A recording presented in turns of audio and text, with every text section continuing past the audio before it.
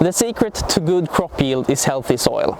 And that is why we started a compost, the first thing we did when we moved here. On this small farm we have mostly sandy soil, which can be good to grow some crops like onions or carrots. But it drains fast and it doesn't hold on to nutrients that well. So we need to improve the soil here with time, and what better way to improve your soil than with compost. On this homestead we have two composts.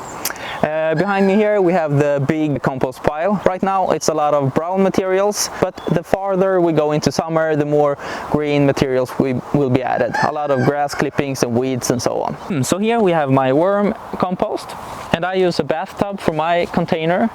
The bathtub is really great because you already have the drain hole and it's a larger container. I will get into why it's good to have a large container soon. And I have just a bucket here to collect liquid that the worms produce.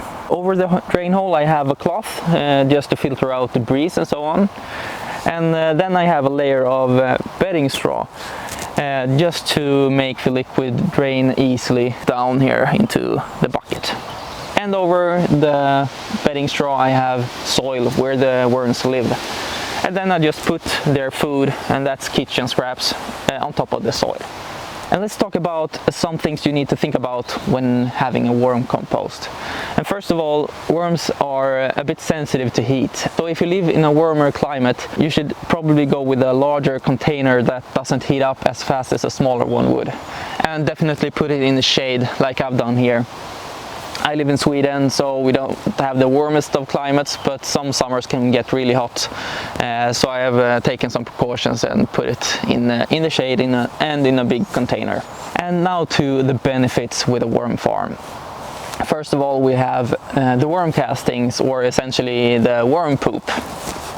And the worm poop is great for overall soil management, just to improve your garden soil.